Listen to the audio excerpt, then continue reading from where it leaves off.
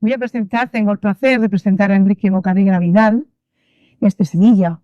Es licenciado en Ciencias de la Información por la Universidad de Sevilla, máster en Dirección de Empresas Audiovisual por la Universidad de Carlos III de Madrid. Ha trabajado como periodista en medios como la Agencia de Noticias de México, Antena 3, y colaborado con el diario El País para temas de cultura, historia y patrimonio.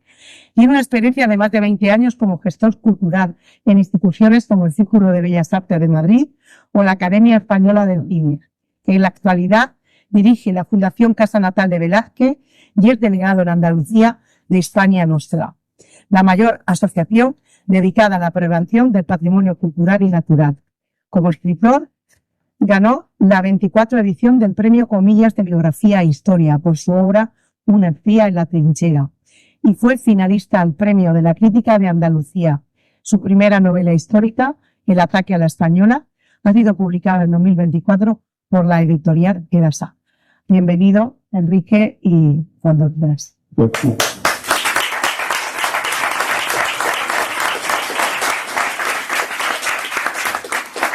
Pues muchísimas gracias en primer lugar a RT Cavite por organizar el Historial Cartagena, a Lola y a Ángel. Muchísimas gracias a la sociedad de amigos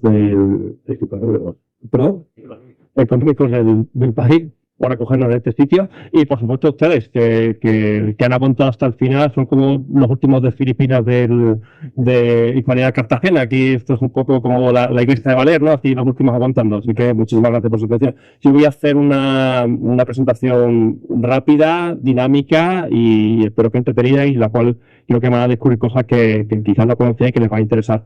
Yo mi fascinación por Hispanoamérica y por extensión el tema de la piratería no nace en las aulas, no nace en la academia, nació en los viajes. Yo recién acabada la carrera, con 25 años, tuve la oportunidad de irme a México, estuve allí un año trabajando de periodista y bueno, tuve la oportunidad de visitar Veracruz, de recorrer todo el Caribe mexicano. Después he vuelto muchas veces, me he recorrido 3 veces Cuba, me he recorrido República Dominicana, Puerto Rico, 2 veces en Panamá.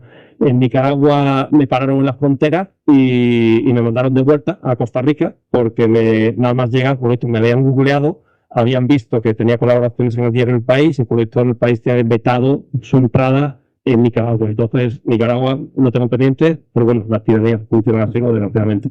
Pero bueno, me fascina mucho el sitio y una cosa que me ha llamado la atención cuando he visitado todas estas ciudades del Caribe, las ciudades fundadas por los españoles en la primera mitad del siglo XVI, y ahora que voy mencionando ahora, es que el momento más dramático en la historia de casi todas estas ciudades fue siempre un ataque pirata que asoló la ciudad, que provocó la muerte de muchos de sus vecinos, que supuso un saqueo completo y que en muchos casos incluso obligó a refundar la ciudad en otro sitio donde pudiera estar más al abrigo de estos ataques.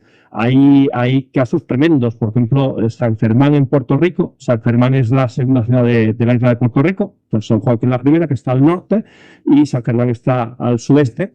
La tuvieron que cambiar hasta en 7 ocasiones de localización. Empezó cerca de la costa, sufrió un ataque pirata, cambió de sitio y fue cambiando de sitio hasta que finalmente la fundaron en lo alto de un cerro. Si alguien aquí ha visto esa cerro, sabe que está en lo alto de una montaña y el lugar más inaccesible es el punto de la isla, porque realmente es el lugar donde estaba más al abrigo de los piratas. El famoso Camagüey en Cuba, Puerto Príncipe en la época española, es una ciudad que se funda en la costa, en un sitio que se llama Nuevitas, y que se tienen que ir 40 kilómetros al interior debido a los ataques piratas. Aun estando a 40 kilómetros de la costa, a mediados del siglo XVII, el pirata Henry Morgan ataca Camagüey y la saquea por completo. Voy a leer 3 líneas. Esto es una carta de un oidor de la Real Audiencia de Santo Domingo. Tiene que ver además con el libro que en parte presentamos aquí. Para que veas un poco cómo era esto, ¿no? Dice: después de haber estado en la ciudad 5 semanas, salieron de ella a los 6 de febrero. Eran piratas ingleses que habían reconocido, llevándose todo nuestro caudal, hasta la campana de la iglesia, la artillería de la fortaleza, navíos y remunencia de todo género y los cuartos de moneda que corre esta ciudad. Se llevaban hasta las campanas de la iglesia, se lo llevaban todo, no dejaban absolutamente nada. Y podemos seguir así porque no hay ni una sola ciudad fundada por los españoles en el Caribe y también en la cuenca del Pacífico que no sufriera en numerosas ocasiones los ataques piratas a lo largo del siglo XVI. Y me interesa la historia, pero a mí me interesan también los mecanismos narrativos, los artefactos narrativos que permiten la historia. Es decir, las actas de los congresos no se las lee nadie. Muchas veces ni siquiera las personas que participan en los congresos. ¿Cómo aprendemos la historia? Pues muchas veces la mayor parte de la historia la aprendemos a través de artefactos narrativos como las novelas, las películas, ese gran configurador del imaginario colectivo en el siglo XX que ha sido el cine de Hollywood. Entonces, estas líneas que os he leído de la Carta de la Provincia de Santo Domingo, firmada el 2 de julio de 1586, esto es pura historia de España.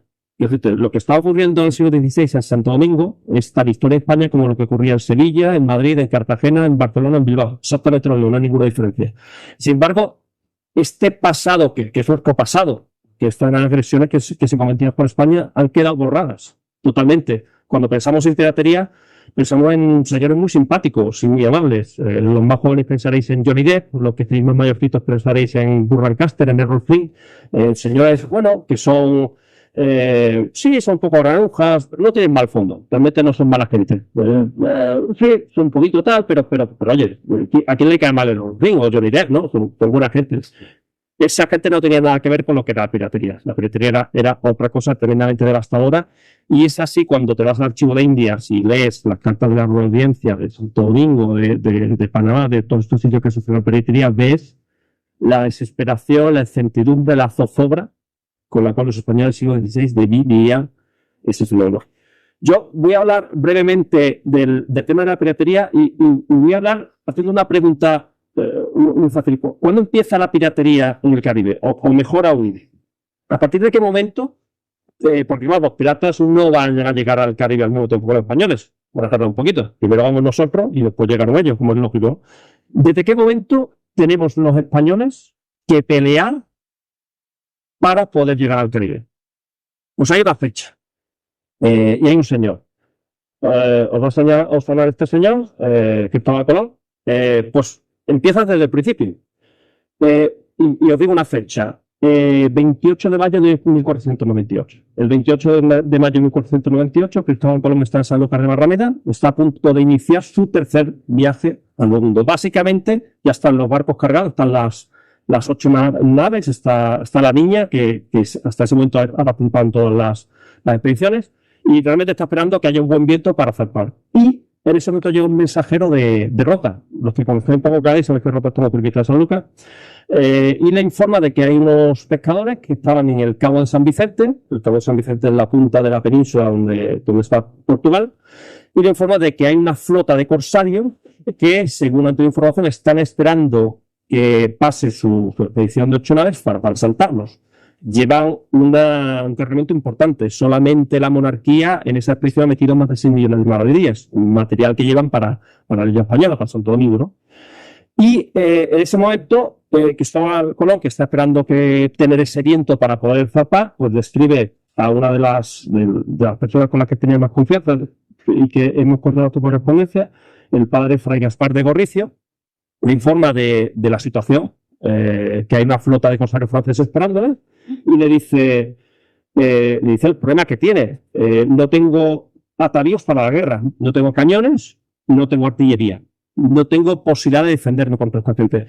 Entonces lo que hace él es cambiar el rumbo, en vez de ir bordeando la costa hasta llegar al campo de San Vicente y a partir de ahí ya el mar abierto hacia las Canarias, viaja hacia Madeira y después ya llega a las Canarias sin encontrarse con los piratas franceses y ya salpa hacia América iniciando su tercer viaje. Pero lo importante de destacar aquí es este hecho, es decir, estamos en mayo de 1498, estamos en el tercer viaje de Colón y ya Colón necesita echar de menos cañones, echa de menos artillería, echa de menos atavíos para la guerra.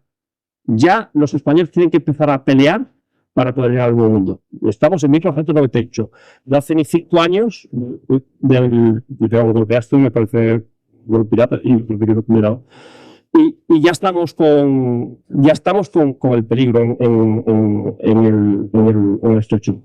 ¿Qué va a pasar a partir de aquí? Durante las primeras 3 décadas de la expansión española de América, la piratería se va a mover en toda esta zona que está entre la península y las Islas Canarias. Es decir, no van a atacar sobre todo a los barcos que navegan hacia el Nuevo Mundo, pero no van a atacar a los barcos que vuelven. Esto es un tema interesante porque realmente los primeros decenios de la expansión española en el Nuevo Mundo fueron bastante deficitarios. Es decir, costaba dinero, no había mucho ingreso de vuelta. Se empieza a descubrir un poquito de oro en la española, se empieza a encontrar perlas en la Margarita, pero realmente esta gran empresa era bastante deficitaria. Y justo en este momento, y la gente que iba al Nuevo Mundo realmente tenía problemas económicos. Habían invertido mucho dinero para hacer el viaje, para comprar material que necesitaban, y realmente no están recuperando nada. Y el primer caso de piratería en el Caribe no van a ser ingleses, no van a ser franceses, no van a ser holandeses. El primer caso de piratería en el Caribe va a ser un señor de La Mancha, Bernardino de Talavera.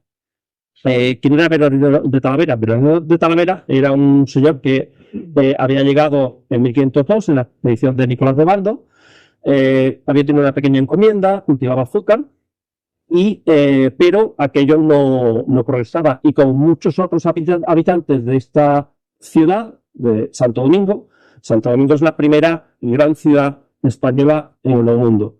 Como sabéis, Colón hay una primera expedición, la famosa, la que se descubre América, se zarpa de agosto de Palos, y el 11 de octubre, sabéis que América se descubre el 11 de octubre, ¿no? Lo sabíais. América no se descubre el 12, se descubre el 11. Si miramos el diario de Colón, el 11 de octubre se avista la isla y se desembarca. En el diario de Colón, el 12 de octubre no hay nada, está vacío. El 13 de octubre cuenta Colón que han estado en contacto con los indios que había en la isla, que se están haciendo la guarda, y el 14 se marcha. Pero América se descubre el 11.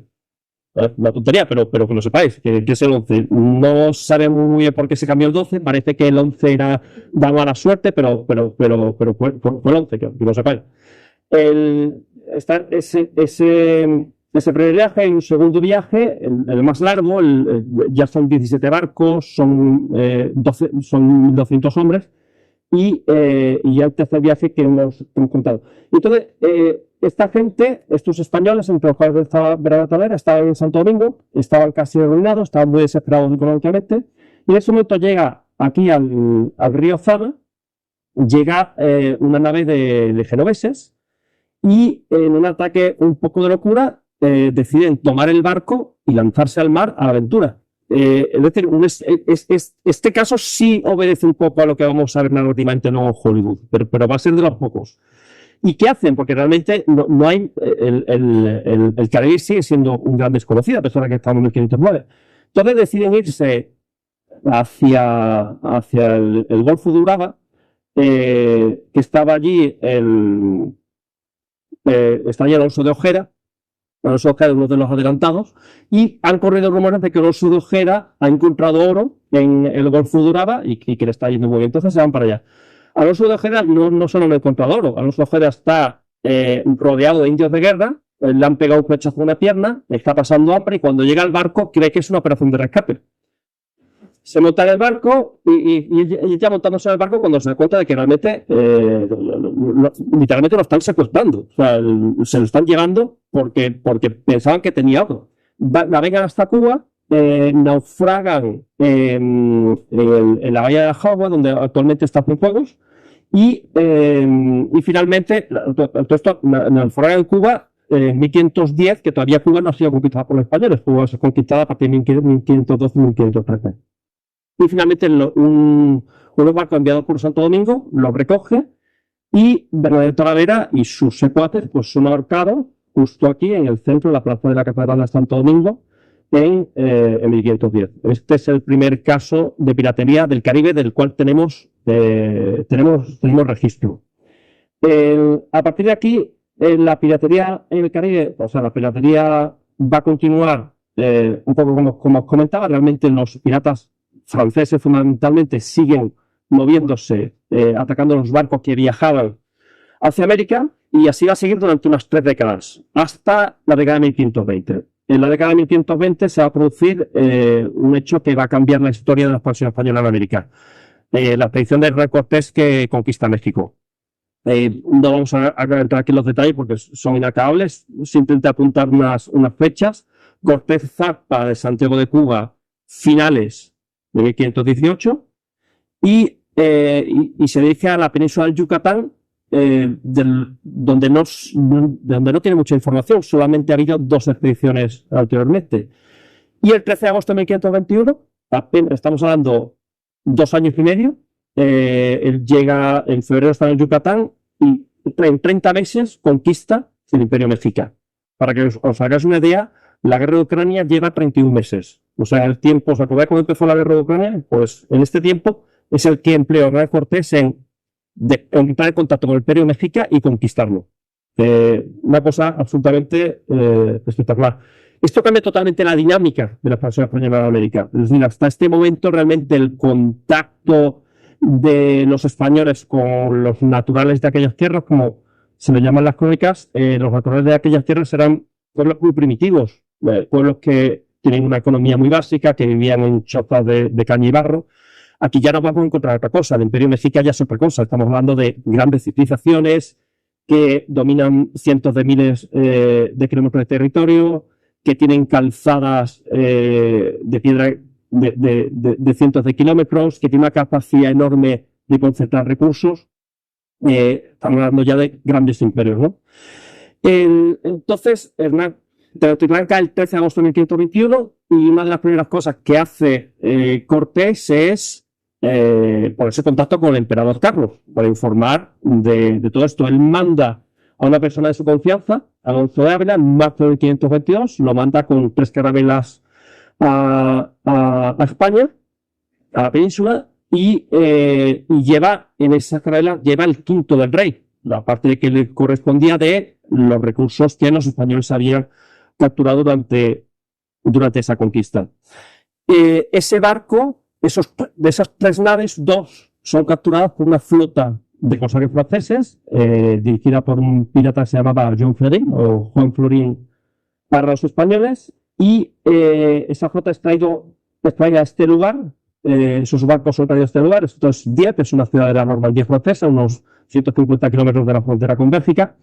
Dieppe es una ciudad que a finales del siglo XVII fue totalmente arrasada por el bombardeo de una flota inglesa que provocó un incendio que destruyó completamente la ciudad. Realmente de aquella época solo ha sobrevivido el castillo que veis a la derecha y algunas iglesias, y es una pena porque también se han perdido muchos archivos que nos habrían permitido conocer mucho del fenómeno de la piratería.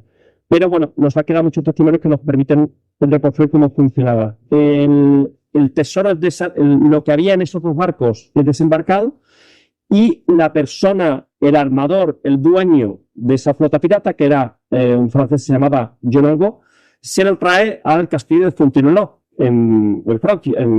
cerca de París, y se lo lleva al rey Francisco I para enseñárselo. ¿Y qué es lo que había dentro de esos barcos? Pues solamente en oro había 8.139 kilos de oro. Había rodelas, máscaras funerarias y rituales con muchas piedras preciosas, brazaletes, vasos, figuras de animales, aves exóticas, huesos de gigantes, seguramente huesos de Maú, y 3 jaguares vivos. Es decir, había posiblemente el mayor tesoro que se encontró jamás, tesoro alguno en una acción de piratería. Él lo lleva a la corte, esto se enseña a la corte, e inmediatamente, claro, estamos en un centro de poder. Hay embajadores, hay diplomáticos, hay personas de la orden religiosa que enseguida escriben cartas contando las maravillas, los tesoros a los cuales están teniendo acceso los españoles en el Nuevo Mundo, algo absolutamente nunca visto, ¿no?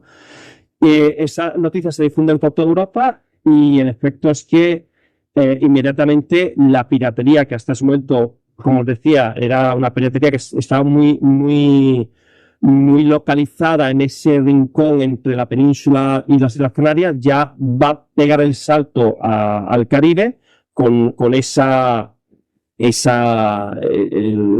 las ansias de ese botín, y ya van a empezar a atacar todas las ciudades, los barcos, todo lo que se movía, se movía por el Caribe.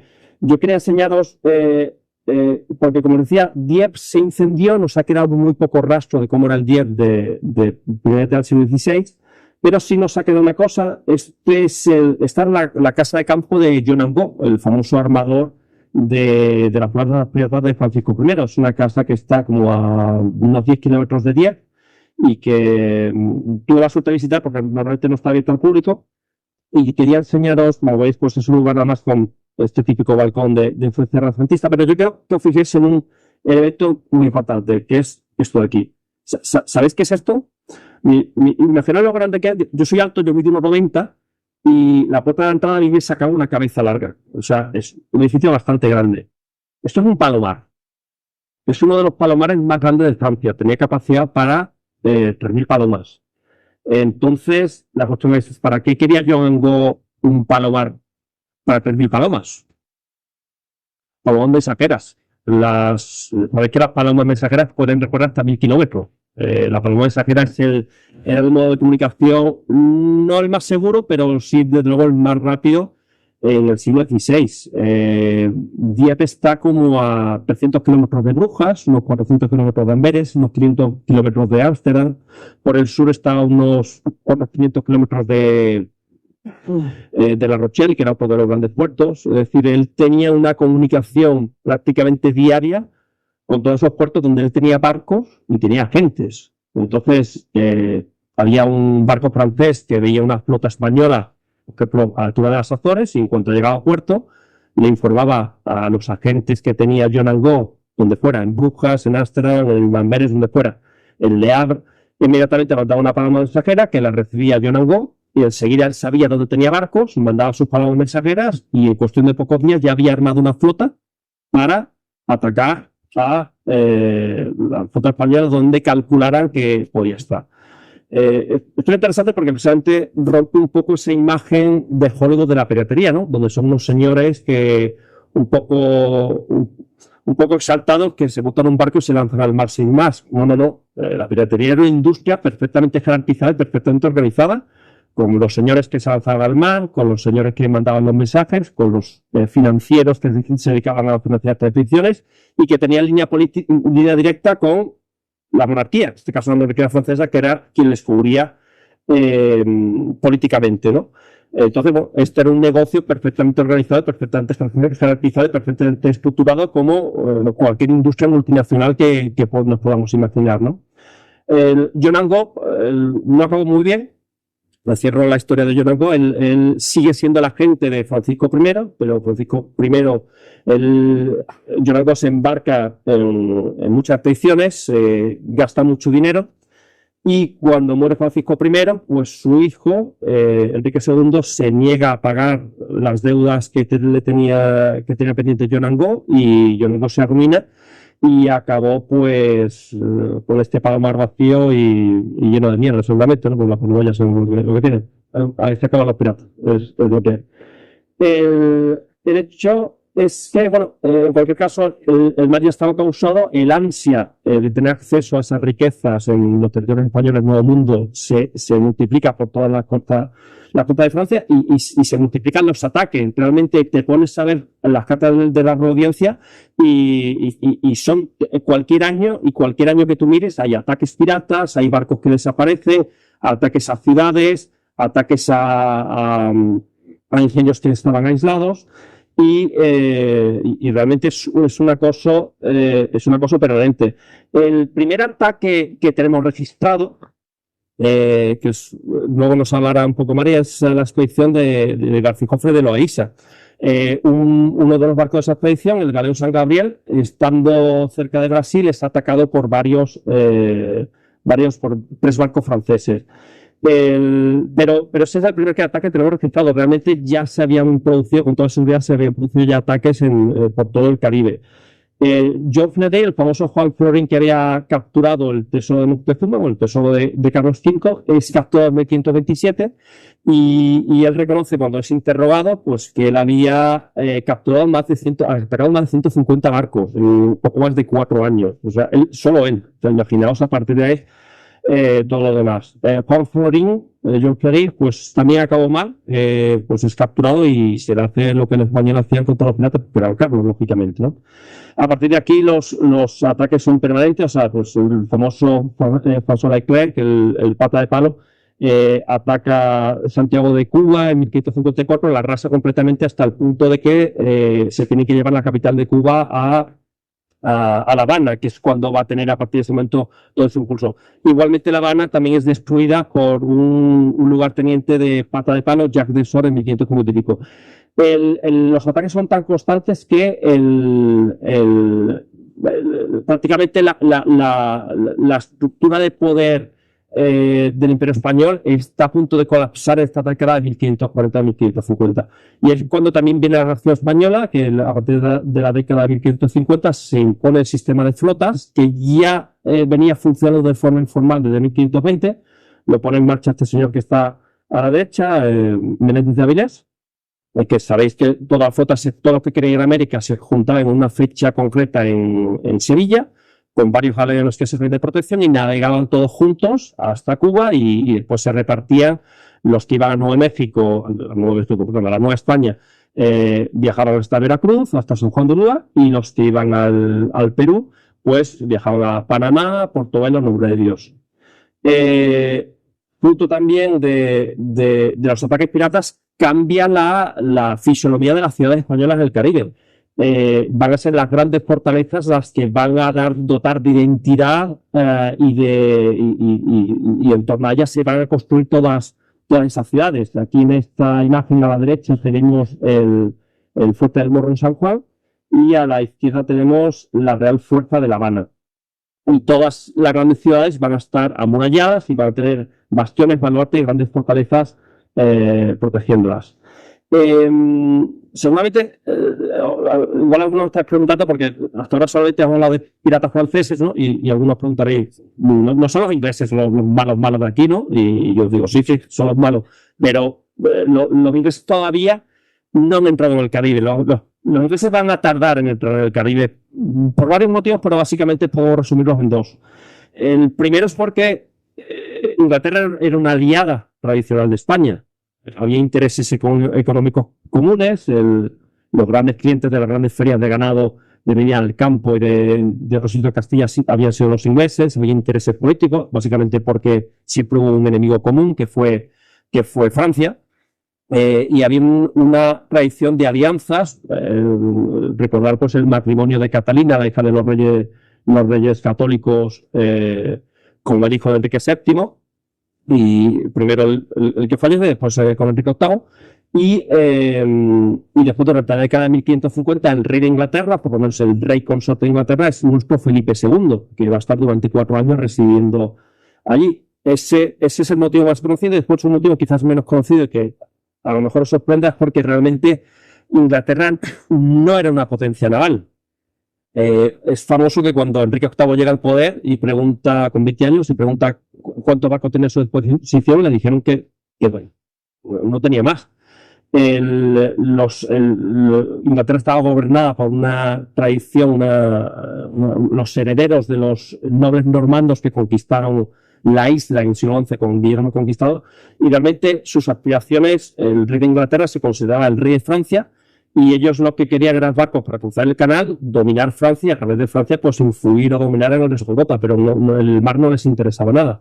Es a partir de este siglo, a lo largo del siglo XV, la guerra de los 100 años, van perdiendo, los normandos, los bandos ingleses son expulsados del continente, la última gran ciudad, Calais, la pierden en el 1540, en la época del Enrique VIII, y es en ese momento cuando realmente Inglaterra empieza a ver que su poder va a residir en su fuerza naval. Aquí tenemos a Felipe II, un retrato que le pintaron en Inglaterra con la orden de la jarretera, la famosa orden de caballería inglesa, y a la izquierda tenemos uno de los famosos barcos que construyó Enrique VIII es un barco que se hundió en el primer viaje y que los ingleses encontraron en la bahía, a la entrada de la bahía de Portsmouth y han levantado el mar. Es un barco de casi 600 toneladas y actualmente pues lo tienen en exhibición allí en Portsmouth. Es en este momento cuando, a partir de la década de 1560, cuando empiezan a distanciarse Inglaterra de España, cuando empieza realmente la gran época de la piratería inglesa, ¿no? Aquí tenemos al señor que empieza esta dinámica, que en honor a la verdad, en un principio los ingleses no querían hacer piratería en el Caribe, lo que querían realmente era hacer contrabando. Sabéis que hasta los extranjeros solamente podían comerciar hasta las Canarias. De ahí en adelante no podían cruzar el océano.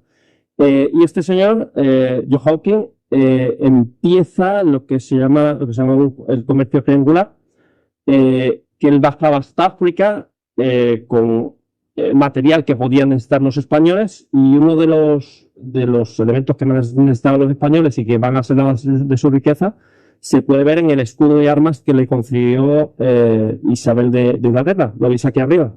¿Veis lo que hay aquí arriba? Un negro, un esclavo. Esa era la base de su comercio. Ellos lo que hacían, bajaban hasta el Golfo de Guinea, recogían esclavos, aparte llevaban otros materiales que estaban los españoles en el Nuevo Mundo, pues telas, textiles, etcétera, y cruzaban el océano y llegaban delante de Santo Domingo, delante de Puerto Plata, delante de estas ciudades, y básicamente se presentaban ante las autoridades y decían: mira, nos ha arrastrado la corriente, no sabemos cómo ha sido, no queremos molestar, nos volvemos enseguida, pero mirad todo el material que traigo aquí, que os lo vendemos, vamos a hacer comercio, ¿no? Entonces, bueno, entre por un lado ciertas amenazas, tened en cuenta que en estas ciudades había poca gente. Un tema quizás poco conocido, pero que explica mucho la situación en América, que realmente al Nuevo Mundo no viajó mucha gente. En el archivo de India se han hecho un estudio con los manifiestos de los barcos. Se guardan muchísimos, no los tenemos todos, pero sí se guardan muchos manifiestos de barcos que cruzaron el océano durante todo el siglo XVI. Y entonces queríamos hacer un cálculo, es decir, ¿cuántos españoles viajaron de la península al Nuevo Mundo durante todo el siglo XVI? Y no lo sabemos exactamente, pero los cálculos que salen que fueron poco más de 200.000. Puede sonar muchísimo, pero 200.000 personas para cubrir un territorio de unos 20 millones de kilómetros cuadrados. ¿Sabes cuántos son 20 millones de kilómetros cuadrados? España tiene medio millón. Rusia tiene 17 millones y medio. Y tenemos 200.000 españoles para cubrir un territorio que iba desde California hasta Punta Arenas. Y realmente había poca gente. De hecho, cuando tú lees las crónicas de la época, ves españoles que viajan leguas y leguas y se encuentran un sacerdote para varios pueblos, un intendente de otro sitio, pero realmente había pocos españoles en el mundo. Entonces, en muchas de estas ciudades había a lo mejor 100 personas, ¿no? Si de repente llegaban 200 ingleses, tenían cierta facilidad tenían capacidad de intimidación, ¿no? Entonces, forzaban ese comercio, amenazas, a veces también sobornos a autoridades, y tenían unos beneficios, ¿no? De hecho, en esta flota se empiezan a ir naves de la reina de Inglaterra, que también quería beneficiarse ya personalmente de este comercio. Esto va a durar 4 o 5 años y en 1568 esto acaba porque una flota inglesa de las 6 naves llega a San Juan de Ulúa, el famoso el comercio triangular, llega a San Juan de Ulúa, en el actual Veracruz, y han padecido un huracán, tienen que reparar las naves. Están allí reparando, y en ese momento aparece una flota por el horizonte y es el virrey de Nueva España que está llegando a sus posesiones. Y llega a sus posesiones y lo primero que se encuentra son 500 ingleses y repartidos en 6 barcos. Pero si esta gente tiene prohibido estar aquí. Hay una batalla inmediatamente que ganan los españoles, y de los ingleses se salvan 2 barcos y unas 100 personas, y en esa expedición está este hombre que va a ser el pirata más formidable de todo el siglo XVI, Francis Drake, seguramente os sonará. Va a ser el más formidable, en primer lugar, por su carrera. Es decir, la carrera de los piratas solía ser leve. Ser pirata era una actividad de riesgo. El pobre de Juan Florín duró poco más de 5 años. La carrera de Francis Drake duró 30, más de 30. Él empieza a principios de la década de 1560 en las expediciones de su primo John Hawking y va a continuar hasta que muere delante de Portobelo en 1596. Más de 30 años. Y sobre todo la gran habilidad de Francis Drake era su capacidad estratégica. Él estudia el sistema de comunicación imperial y consigue detectar el punto débil de ese comercio. El punto débil se encontraba en Panamá. Toda la riqueza que venía del Perú subía por la cuenca del Pacífico, llegaba a la ciudad de Panamá, la primera ciudad fundada en la cuenca del Pacífico por los españoles, y a partir de ahí tenía que cruzar el istmo, que eran unos 80 kilómetros, en un camino que es el conocido como el famoso Camino Real. Esto es un vídeo que grabé yo hace un par de años. Grandes tramos del Camino Real todavía existen, y este era un camino de unos 80 kilómetros que atravesaba todo el istmo y que permitía pues mover mercancías, hombres, en una dirección y en otra. 80 kilómetros a través de la jungla, ¿no?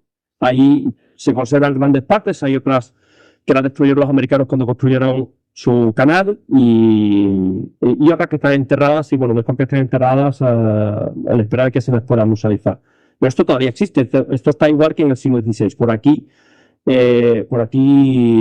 pasaban los españoles. Entonces, Drake se da cuenta de que en un ataque a nombre de Dios, que era teníamos Panamá del Pacífico, en nombre de Dios en el Caribe, eran las 10 ciudades que estaban comunicadas por este camino, consigue secuestra a unos negros, y estos negros le dicen de que hay cimarrones escondidos en todo el istmo y que pueden llegar a acuerdos. Entonces los cimarrones conocían el terreno, los ingleses tenían la potencia armamentística, se ponen de acuerdo, entonces empiezan a emboscar a los españoles en estos caminos y a hacerse con gran parte del oro que venía del Perú. Y aquí viene la fama de Francis Drake, que es capaz de dar varios golpes de manos y convertirse en un hombre riquísimo.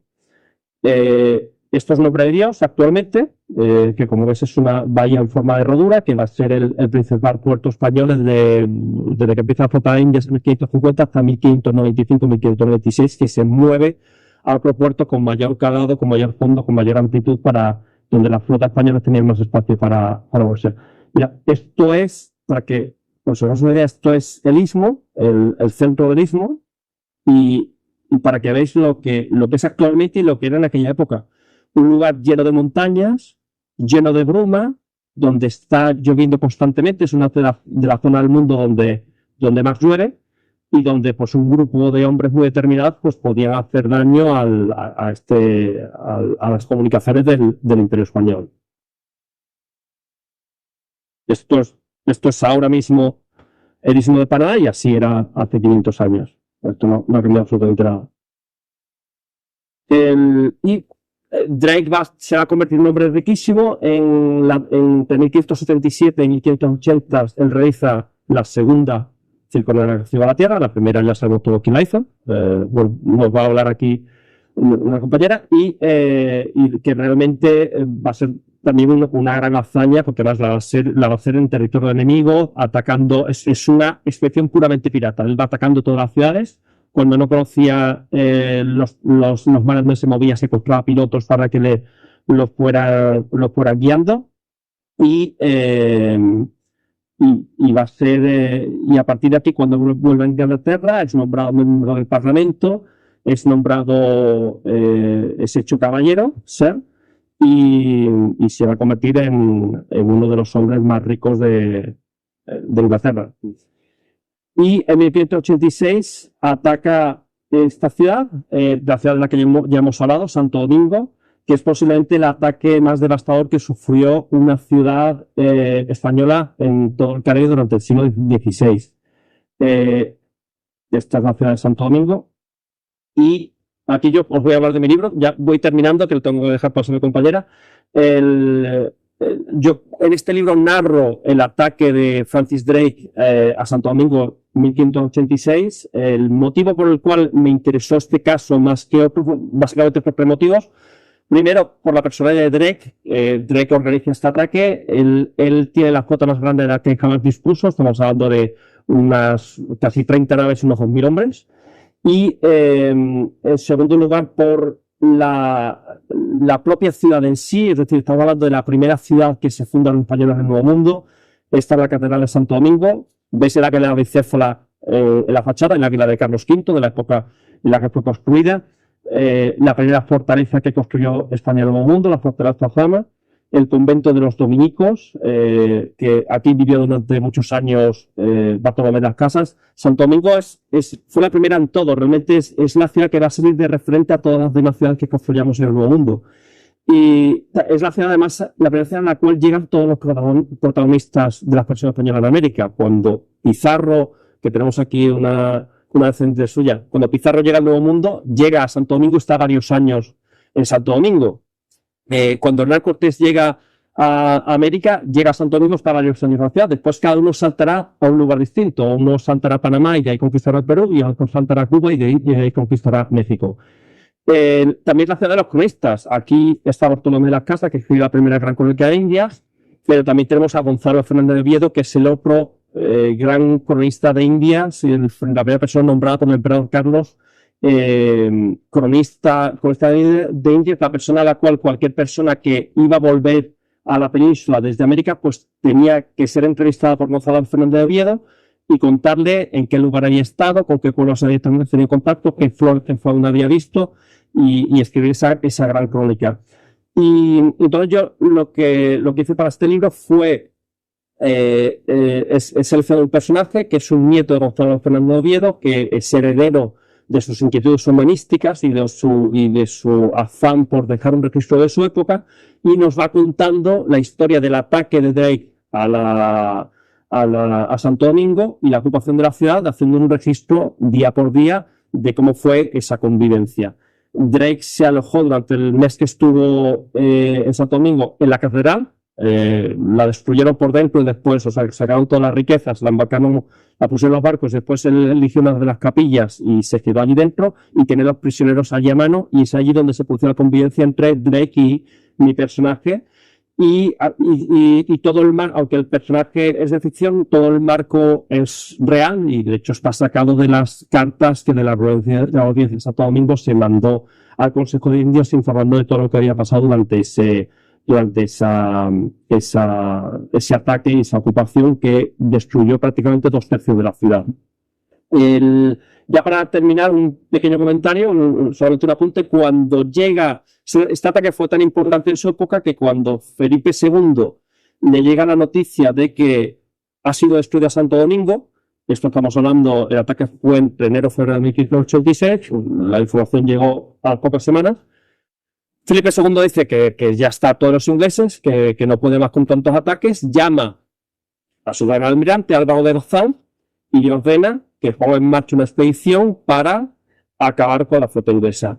Y esa expedición va a ser la de la Gran Armada, que Álvaro de Bazán no pudo completar, desgraciadamente para nosotros, porque murió pocos meses antes, en enero de 1588, pero realmente va a cambiar totalmente la dinámica de la relación entre España e Inglaterra, porque va a dar lugar a una guerra abierta entre el Imperio Español y el Reino de Inglaterra, ¿no? Y con esto ya termino para dejarle paso a mi compañera. Espero que haya sido interesante. Creo que han sido 40 minutos, que es lo que me puse, para hacer lo más entretenido posible. Muchísimas gracias por su atención. Allí en el fondo hay un señor que está leyendo el libro. Me encantaría que pueda leerlo, y doy paso a mi compañera y quedo a vuestra disposición. Muchísimas gracias.